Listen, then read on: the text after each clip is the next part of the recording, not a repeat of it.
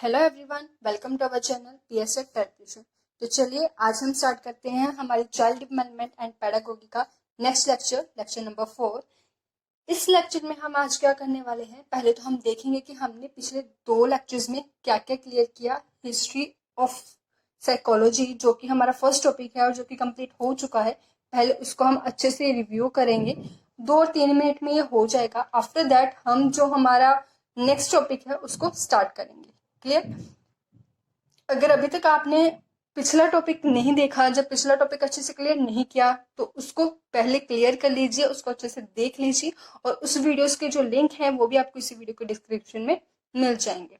First video में हमने syllabus discuss किया था, सेकेंड और थर्ड लेक्चर में हमने क्या किया था, हिस्ट्री और पास्ट भी कह सकते हैं ऑफ द साइकोलॉजी। आज हम उसको फिनिश करेंगे इस टॉपिक को और हमारा जो नेक्स्ट टॉपिक है ग्रोथ एंड डेवलपमेंट उसको स्टार्ट करेंगे। तो इस वीडियो को पूरी देखना ताकि जो आपको जो नया टॉपिक है वो आपको अच्छे से क्लियर हो जाए। ओके, तो चलिए पहले हम ये देखेंगे कि हमने कल क्या किया था। पहले तो हिस्ट्री की अगर हम बात करें, हिस्ट्री के हमने देखा था कि हिस्ट्री की 4 टाइप्स होती हैं, फर्स्ट, सेकेंड, थर्ड, फोर्थ। देखिए मैं ये आप सबको रिवाइज बार बार इसलिए करवा रही हूँ क्योंकि ये सब चीजें जितना आप रिवाइज करेंगे उतना ही आपके लिए अच्छा है, आपके माइंड में बैठ जाएंगी। क्योंकि ये कुछ नेम होते हैं, कुछ ईयर होते हैं जिनको हम अच्छे से याद नहीं रख सकते, तो इनको बार बार रिवाइज करना जरूरी है। तो जैसे कि आपको पता है कि साइकोलॉजी कहाँ से आया है, साइकोलॉजिया से आया है। साइकोलॉजिया बुक कितने ईयर में लिखी गई थी, कौन से ईयर में लिखी गई थी? 1590 में लिखी गई थी। और 1590 में लिखी किसने थी? रुडोल्फ ने लिखी थी। क्लियर? और उसके बाद अगर हमने देखा था कि एक और बुक थी, principles of psychology. Principle of psychology book 1890 में लिखी गई थी, 1819 में, 90 में। और जो साइकोलॉजी बुक है वो 1590 में लिखी गई थी। ये दोनों ही इंपॉर्टेंट है। और जो 1890 में बुक लिखी गई थी वो थी प्रिंसिपल्स ऑफ साइकोलॉजी, और ये लिखी किसने थी? विलियम जेम्स ने। और विलियम जेम्स कहाँ से बिलोंग करते हैं? अमेरिका से बिलोंग करते हैं। उसके बाद हमने इनकी 4 स्टेजेस की थी। जो फर्स्ट स्टेज है वो 16th सेंचुरी को कवर अप करती है, सेकेंड स्टेज है वो 17th एंड 18th सेंचुरी को कवर अप करती है, थर्ड स्टेज का टाइम 1850 के नियर अबाउट है, और जो 44th सेंचुरी है वो हमारी 20th को कवर करती है। और आज जो 21st सेंचुरी है उसमें भी हमारी 4th स्टेज ही चल रही है। क्लियर? फर्स्ट स्टेज में हमने पढ़ा था कि साइकोलॉजी क्या है। फर्स्ट स्टेज में कहा गया कि साइकोलॉजी सोल की स्टडी है, मतलब आत्मा की स्टडी है, जिसको निगलेक्ट कर दिया गया ये कहकर कि ऐसा नहीं हो सकता क्योंकि जो सोल है वो अब्स्ट्रैक्ट है, अमूर्त है। फिर जो सेकेंड सेंचुरी आई तो उसमें कहा गया कि जो साइकोलॉजी है वो माइंड की स्टडी है। क्लियर? फिर इसको भी निगलेक्ट कर दिया गया। इसको निगलेक्ट क्यों किया गया? सेम रीजन था कि जो चीज अब्स्ट्रैक्ट है उसकी स्टडी पॉसिबल नहीं है, हमें नहीं पता कि सामने वाले के मन में क्या होगा क्या नहीं। तो थर्ड में हमने देखा कि स्टडी ऑफ कॉन्शियसनेस की बात की गई, चेतना की बात की गई, और इसको भी निगलेक्ट कर दिया गया। अब जो स्टडी है उसे, जो साइकोलॉजी है उसको स्टडी ऑफ बिहेवियर कहा जाता है। और आज की 20th सेंचुरी, जो 21st सेंचुरी में हम यही स्टडी कर रहे हैं। हम पहले स्टूडेंट को देखते हैं, उसको ऑब्जर्व करते हैं, उसको अच्छे से उसकी जो हरकतें हैं उनको ऑब्जर्व करते हैं, उसके बिहेवियर को ऑब्जर्व करके हम उसके बारे में कोई भी डिसीजन लेते हैं कि इसका नेचर ऐसा है या वैसा है। क्लियर? तो ये सारी जो डेफिनेशन है, वुड्सवर्थ ने जो डेफिनेशन दी थी वो इन सबके साथ रिलेटेड है, वो डेफिनेशन भी करेंगे। सबसे पहले तो हम ये देख लेते हैं सोल कैसे बना था। साइकी प्लस लोगोस से बना था। साइकी प्लस लोगोस, जहाँ पे साइकी क्या है, ग्रीक लैंग्वेज का वर्ड था, और जो साइकी है उसका मतलब क्या था? आत्मा, मतलब सोल, जब उसको कन्वर्ट किया गया। फर्स्ट स्टेज में हमने जस्ट इतना ही देखा था। फर्स्ट स्टेज में ग्रीक लैंग्वेज का वर्ड जो कि साइकी है, उससे साइकी से हमने क्या पढ़ा था? सोल पढ़ा था। और हमने फर्स्ट स्टेज में क्या कवर अप किया था? फर्स्ट स्टेज में हमें ये पता चला था कि जो अरिस्टोटल है, अरिस्टोटल जिसको हम पंजाब में अरस्तु के नाम से भी जानते हैं, उन्होंने कहा था कि फिलोसफी और साइकोलॉजी दोनों को अलग अलग सब्जेक्ट के अकॉर्डिंग पढ़ाना चाहिए, बट उन्होंने ऐसा किया नहीं था। उन्होंने जस्ट सजेशन दिया था। ऐसा किया कि उन्होंने था विलियम वुंट ने ये किया, साइकोलॉजी और फिलोसफी दोनों को सेपरेट किया था। और क्योंकि उन्होंने किया था इसलिए इनको क्या कहा जाता है? फादर ऑफ साइकोलॉजी कहा जाता है, फादर ऑफ साइकोलॉजी कहा जाता है। क्लियर।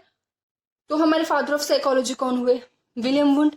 17th और 18th सेंचुरी की अगर हम बात करें, यहाँ पे जो माइंड है वो मनोविज्ञान को तोड़ के बनाया गया है। मतलब मनो प्लस विज्ञान से जो मन का विज्ञान, मतलब माइंड की साइंस अगर हम कहें, स्टडी ऑफ माइंड है, वो डेवलप हुई है। और ये जो डेफिनेशन है वो दी किसने थी? पेम्पोजी ने दी थी। और पेम्पोजी कहाँ से बिलोंग करते थे? इटली से बिलोंग करते थे। और जहां पे ही हमने एक वर्ड भी पढ़ा था, दैट इज तबुला रस। क्लियर। तबुलरस में हमने क्या पढ़ा था कि तबुलरस को अगर हमने इंग्लिश में कन्वर्ट किया तो वो क्या बन गया था? ब्लैंक स्लेट बन गया था। और ब्लैंक स्लेट का मतलब क्या होता है कि ये सारी की सारी बात टीचर सेंटर हो जाती है। मतलब बच्चे का मन एक कोरी स्लेट की तरह है। और ये बात किन्होंने की थी? ब्लैंक तबुलरस वाली बात किन्होंने की थी? जॉन लॉक ने की थी। Clear is that.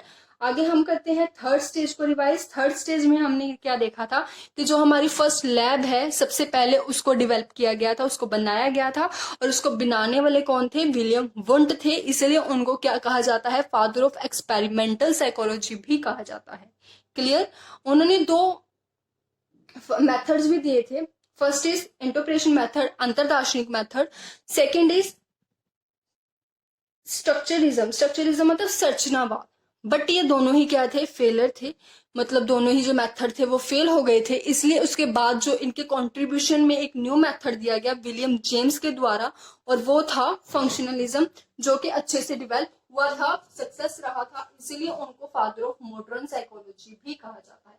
ये कुछ नेम है कि father of psychology, father of modern psychology, इन सबको हमें अच्छे से याद रखना है। इसलिए मैं आपको बार बार रिवाइज करवा रही हूँ। Next is fourth. इसमें हमने कॉन्शियस और सबकॉन्शियस को भी पढ़ा था, क्योंकि ये कौन सी बात है? स्टडी ऑफ कॉन्शियसनेस की बात की गई है। स्टडी ऑफ चेतना, चेतना का अध्ययन किया गया तो इसलिए हम कह सकते हैं कि इसमें मेन रोल जो है सिगमंड फ्रॉइड का भी है। उन्होंने इसको फुली सपोर्ट किया है, फुली इसमें कंट्रीब्यूशन दिया है। सिगमंड फ्रॉइड थे जो उन्होंने कॉन्शियसनेस की फुल जो थ्योरी है, फुल स्टडी है, वो की है। जो हम आगे के जो लेक्चर है, जब हम सिगमंड फ्रॉइड की थ्योरी करेंगे तो उसको अच्छे से पढ़ेंगे। और इसका जो बेसिक था बिल्कुल, वो हमने कवर अप किया था। आगे अगर हम बात करें हमारे फोर्थ स्टेज की, फोर्थ स्टेज जो कि अभी भी चल रही है, उस स्टेज में क्या है? स्टडी ऑफ बिहेवियर की बात की है। स्टडी ऑफ बिहेवियर सबसे पहले तो ये बात की किसने थी? जेबी वॉटसन ने की थी। इसलिए इनको क्या कहा जाता है? फादर ऑफ बिहेवियरिज्म भी कहा जाता है। फादर ऑफ बिहेवियरिज्म कौन है? हमारे जेबी वॉटसन थे। और जो मैंने आपको एक नेम बताया था, स्किनर। स्किनर कौन थे? हमारे 20th सेंचुरी के फर्स्ट बेस्ट साइकोलॉजिस्ट को के अकॉर्डिंग उनको के रूप में उनको माना जाता है। तो स्किनर हमारे बेस्ट साइकोलॉजिस्ट हैं। और भी कुछ जैसे हमने वुड्सवर्थ के बारे में पढ़ा था, एमसी डगल, हल, ये सारे हम नेम किए थे। इन सबके जो आगे थ्योरीज हैं उसको हम अच्छे से कवर अप करेंगे इन द फ्यूचर लेक्चर्स। और आज हम डेफिनेशन करते हैं। एक ही डेफिनेशन है जो बहुत इंपॉर्टेंट है, इसको लेकर मोस्टली एग्जाम में देखी गई है, वुड्सवर्थ की डेफिनेशन। अकॉर्डिंग टू वुड्सवर्थ अगर हम देखें, वुड्सवर्थ के अकॉर्डिंग जो चारों स्टेजेस हैं उसको अच्छे से डिफाइन किया गया है सिर्फ एक ही डेफिनेशन में। इसको हम पंजाबी में करेंगे, क्योंकि ये जो डेफिनेशन है आपका जो पीएस सेट है वो पंजाबी लैंग्वेज में भी रहेगा, तो इसका ध्यान रखिए। तो जो वुड्सवर्थ है, इसमें इन्होंने क्या कहा है? वुड्सवर्थ की जो डेफिनेशन है जो चारों स्टेजेस को कवर अप करती है, उसको देखते हैं। इन्होंने कहा है कि सब तो पहला मनोविज्ञान ने अपनी आत्मा का त्याग किया। मतलब जो फर्स्टली हम देख रहे हैं कि आत्मा का त्याग क्यों कह रहे, क्योंकि जो फर्स्ट स्टेज है ਉਹਦੇ ਵਿੱਚ ਕੀ ਗੱਲ ਕੀਤੀ ਗਈ ਸੀ ਕਿ जो सोल है ਉਹ ਉਹਦੀ स्टडी ही साइकोलॉजी है, बट जिसनों की कर दिता गया, निगलेक्ट कर दिता गया। नेक्स्ट इन्होंने कहा कि फिर इसने अपने मन का त्याग किया। मतलब उसके बाद जो सेकंड स्टेज है वो माइंड थी, बट उसकी जो स्टेटमेंट है उसको भी निगलेक्ट कर दिया गया। फिर इसने अपनी चेतना का त्याग किया। थर्ड स्टेज जिसको निगलेक्ट किया गया वो किसकी स्टडी की बात करती है? Study of consciousness, study of चेतना। ਅਤੇ ਹੁਣੇ ਆਪਣੇ ਵਿਵਹਾਰ ਨੂੰ अपनाਉਂਦਾ है। और फोर्थ स्टेज जो कि आज चल रही है वो कौन सी स्टेज है? बिहेवियरिज्म की स्टेज है। तो ये बहुत इंपॉर्टेंट रहने वाली है। क्लियर, इसको नोट कर लीजिए। आफ्टर दैट अब आपका जो फर्स्ट टॉपिक है वो बिल्कुल कंप्लीट हो चुका है। जो डेफिनेशंस हैं वो आगे आएंगी, बहुत सारी डेफिनेशंस, आप चिंता मत कीजिए, सारी की सारी कवर अप करेंगे। तो अब हम स्टार्ट करते हैं। जो नेक्स्ट टॉपिक है हमारा ग्रोथ एंड डेवलपमेंट। क्लियर। तो अब हम हमारा सेकेंड टॉपिक स्टार्ट करते हैं, that is growth and development. सबसे पहले तो हमें ये पता होना चाहिए कि ग्रोथ एंड डेवलपमेंट दोनों में डिफरेंस क्या है, ग्रोथ क्या है और डेवलपमेंट क्या है। क्लियर? ग्रोथ होता है जिसको सिंपल लैंग्वेज में कहे, जिसको हम मेयर कर सकते हैं, जिसको हम माप सकते हैं कि मेरी हाइट इतनी हो गई। तो चलिए इसको देखते हैं कि ग्रोथ और डेवलपमेंट में डिफरेंस क्या है। ग्रोथ क्या होता है? ग्रोथ वो होता है जिसको हम माप सकते हैं, और डेवलपमेंट वो होता है जिसको हम माप नहीं सकते। फॉर एग्जाम्पल, जैसे बच्चा छोटा होता है, फिर बड़ा होता है, उसकी मैच्योरिटी होती है, वो समझदार होने लगता है, तो उसकी जो समझदारी है उसको मापा नहीं जा सकता, वो क्या है? डेवलपमेंट। पर जो उसकी ग्रोथ है, मतलब जो उसका हाइट बड़ी है, उसका वेट बड़ा है, उसको हम माप सकते हैं, तो वो क्या है? ग्रोथ। आई होप ये आपको क्लियर हो गया होगा कि ग्रोथ और डेवलपमेंट दोनों में फर्क क्या है। ग्रोथ देखा जाए तो डेवलपमेंट का एक पार्ट है।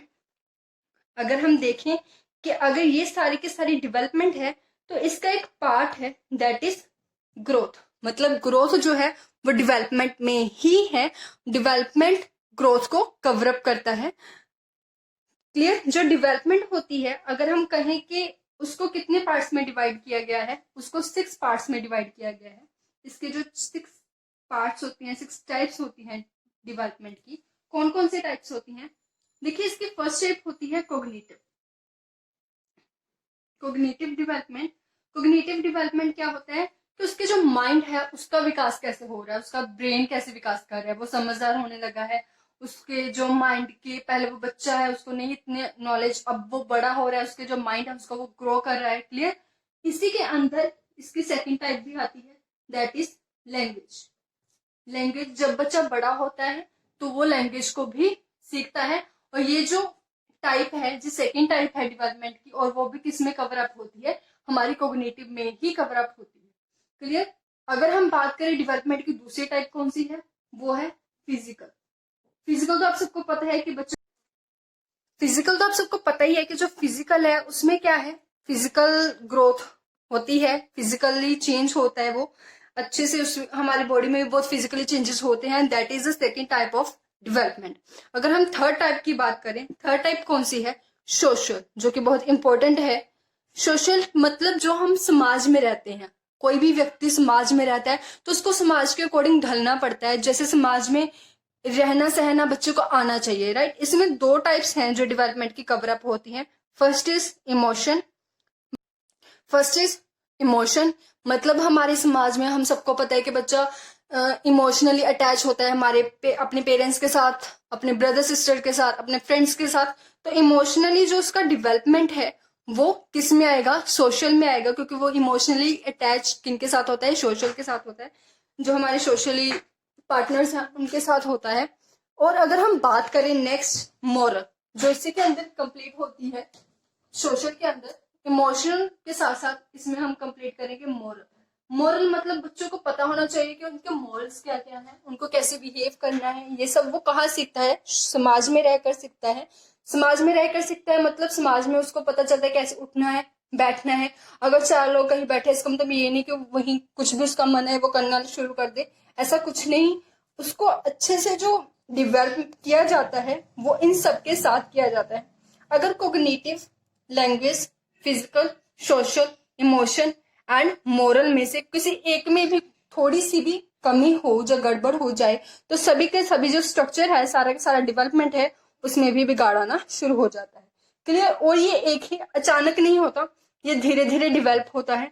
कोई भी बच्चा है, पहले छोटा है, वो धीरे धीरे डिवेल्प होता है, उसको नॉलेज आती है, वो फिजिकली ग्रो करता है, उसके जो माइंड है वो समझने लगता है, उसको लैंग्वेज अच्छे से आने लगती है। हमारी मदर टंग पहले वो सीखता है, फिर बाद में वो अदर लैंग्वेजेस को सीखता है। जो सोशल है उसमें समाज में अपने फ्रेंड्स के साथ घुलता मिलता है, स्कूल में जाकर अपने मॉरल्स को सीखता है, अपनी फैमिली में रहकर अपने इमोशंस के साथ, अपनी मदर फादर के साथ अटैच होता है। तो ये सब कुछ किस में कवर अप होता है? डेवलपमेंट में होता है।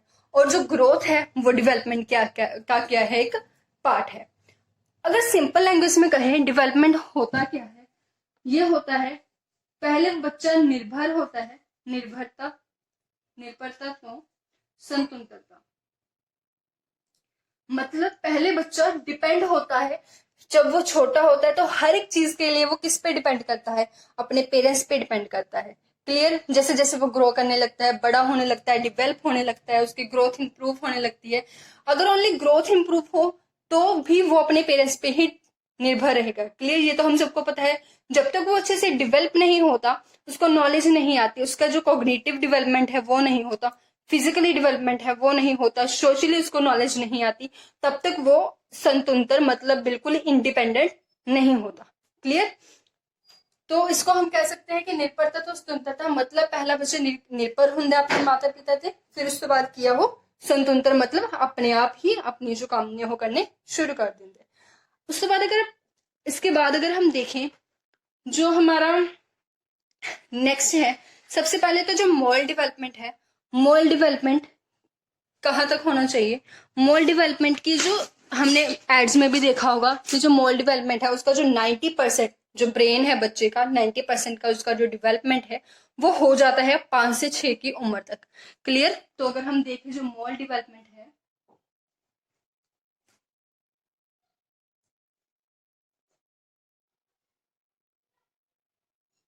मोरल डेवलपमेंट में क्या होता है, 90% तक बच्चा ग्रो कर जाता है। किस एज तक, 5 से 6 एज तक।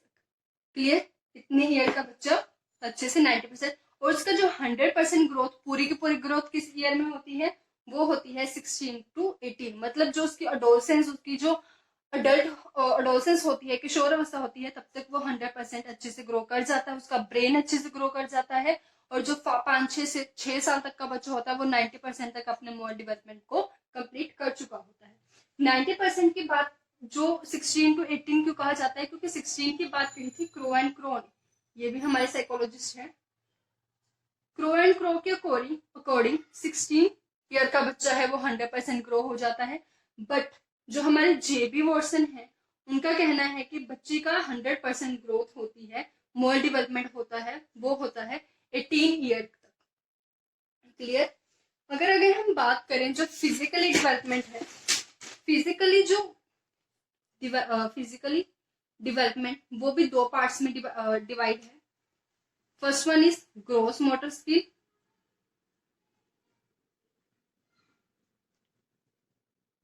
And second one is fine motor skill.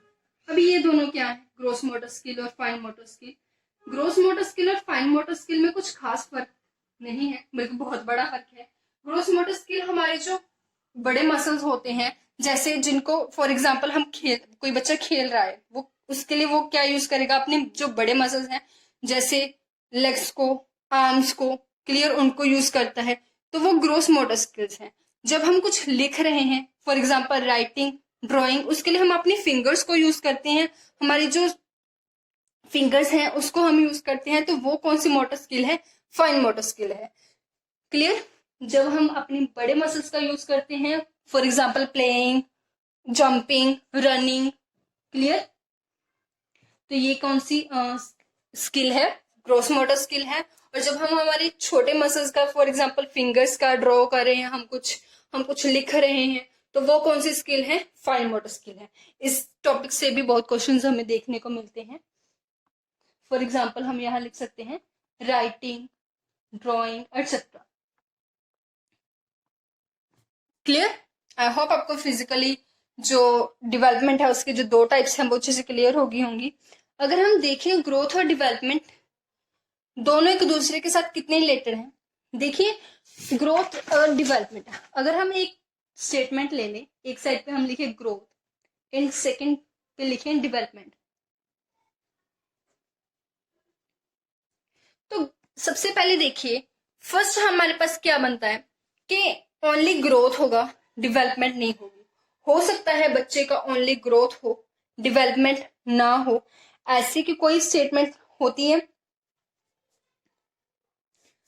हो सकता है ओनली ग्रोथ हो, मतलब ओनली बच्चे की जो फिजिकली ग्रोथ है वो बढ़ रही है, बच्चा हाइट में बड़ा हो रहा है, क्लियर, वो उसके हाथ पैर बड़े हो रहे हैं, वो ग्रो कर रहा है, बट उसके जो डेवलपमेंट है मतलब वो कुछ सीख नहीं पा रहा है।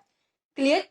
सेकेंड अगर हम देखें ओनली ग्रोथ हो और डेवलपमेंट, सॉरी ग्रोथ ना हो और डेवलपमेंट हो, मतलब हो सकता है बच्चा ग्रो नहीं कर पा रहा है, वो कुछ खाता पीता नहीं है, वो वीक है, जैसे वो 3rd क्लास में लगता था, अब वो 8th में हो गया, तब भी वो इतना ही छोटा लगता है, वो अच्छे से ग्रो नहीं कर पा रहा, बट वो डिवेल्प है। डिवेल्प कैसे है? वो पढ़ने में इंटेलिजेंट है, वो उसको सारी नॉलेज है कि सोशल में उसको जो मोरल डेवलपमेंट है वो अच्छे से ग्रो किया हुआ है, तो ये भी पॉसिबल है, राइट। हो सकता है उसकी ग्रोथ भी हो और डेवलपमेंट भी हो। अब इन तीनों को दोबारा रिपीट करते हैं। फर्स्ट में हमने किया कि ओनली ग्रोथ हो, डेवलपमेंट ना हो। देखिए, कुछ अगर हम किसी बच्चे को छोटी उम्र में ही अगर हम जंगल में छोड़ दें तो उसका ग्रोथ तो वो करेगा, वो ग्रो करेगा, वो जैसे उसकी हाइट है हर बच्चे की इंक्रीज होती है, वहां पर उसकी भी इंक्रीज होगी, उसका वेट भी बढ़ेगा, वो अच्छे से ग्रो भी करेगा। क्लियर? अगर उसको खाना पीना मिल रहा है बट वो डिवेल्प नहीं कर पा रहा है, डिवेल्प क्यों नहीं कर पा रहा है? एक और एग्जाम्पल लेते हैं। जैसे एक रूम में अगर हम बंद कर देते हैं एक बच्चे को, उसको दे रहे हैं खाना, दे रहे हैं, अच्छे से रह रहा है वो, बट वो बाहर नहीं निकल पा रहा है, वो उसको नहीं पता कि बाहर क्या है, समाज में कैसे रहना है, समाज में जो मॉरल्स हैं उसको कैसे यूज करना है। तो इसका मतलब उसकी ग्रोथ तो हो रही है पर वो डिवेल्प नहीं है, मतलब जो उसकी समझ है वो नहीं बढ़ी, ओनली उसकी जो शरीर है, उसकी जो ग्रोथ है वो हो रही है। अगर हम सेकंड की बात करें, किस ग्रोथ ना हो और डेवलपमेंट हो, जैसे कि मैंने आपको पहले बताया था, हो सकता है कोई बच्चा बहुत ही वीक हो, उसके जो फिजिकली फिटनेस है वो अच्छी नहीं हो, वो कुपोषण का शिकार हो, बट जो उसकी मेंटल एबिलिटी है, उसकी सोशल एबिलिटी है, उसका जो मोरल डेवलपमेंट है बहुत अच्छा हो। क्लियर? तो इसका मतलब हमें ये पॉसिबल है कि ग्रोथ ना हो और डेवलपमेंट हो। और ये तो है ही, जैसे हम नॉर्मली हमारा जो ग्रोथ है वो भी होता है और हमारा जो डेवलपमेंट है वो भी होता है, क्योंकि हम ग्रोथ अच्छे से खा पी भी रहे हैं, हमारा फिजिकली ग्रोथ भी हो रहा है, और जो डेवलपमेंट है हम समाज में रहते हैं, उठते हैं, बैठते हैं, और जो हमारा डेवलपमेंट है वो भी हो रहा है। तो ये सब अगर आपको एग्जाम में आए कि इन तीनों में से कौन सी स्टेटमेंट सही है, तो ये तीनों ही सही है। This all are right, true लिख लीजिए। अगर आपको लास्ट हो कि दोनों ही नहीं हो, ऐसा कभी नहीं होता कि ग्रोथ भी ना हो और डेवलपमेंट भी ना हो, ये पॉसिबल नहीं है। सो जो हमारा लास्ट ऑप्शन होगा वो फॉल्स होगा, और ये तीनों ही स्टेटमेंट बिल्कुल सही है।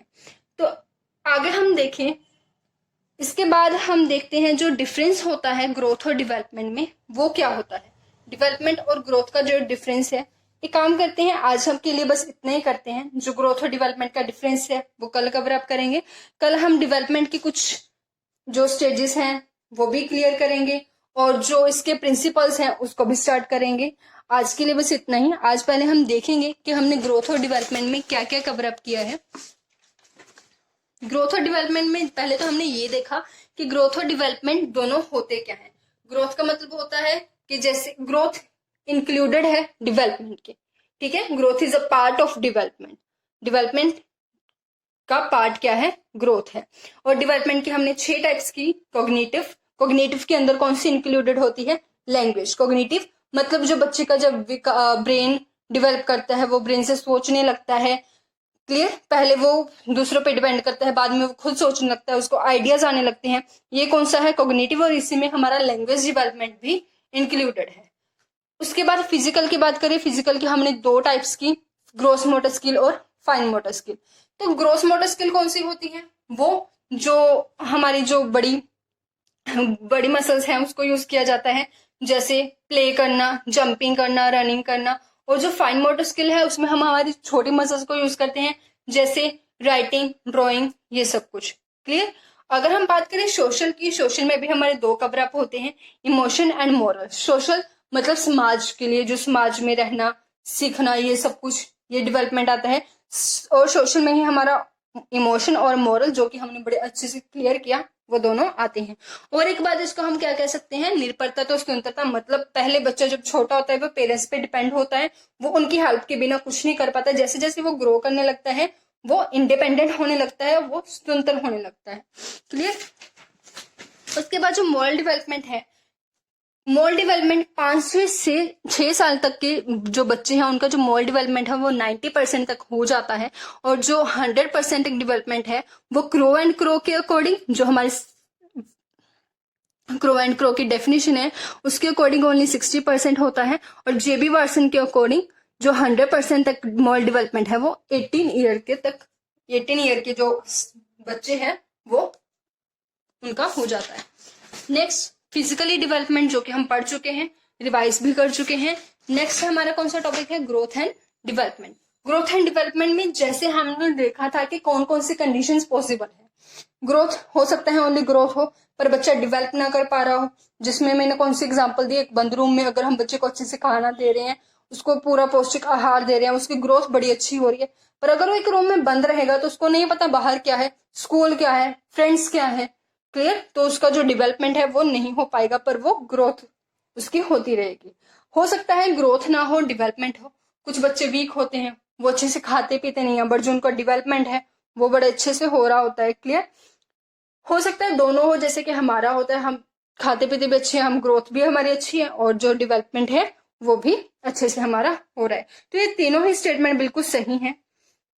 अगर बात करें कौन सी स्टेटमेंट फॉल्स है, तो ये वाली फॉल्स है कि ग्रोथ भी नहीं होगा और डेवलपमेंट भी नहीं होगा। This is not possible, clear. Next अगर हम बात करें आगे, हमने चलिए आज तक तो हमने इतना ही किया।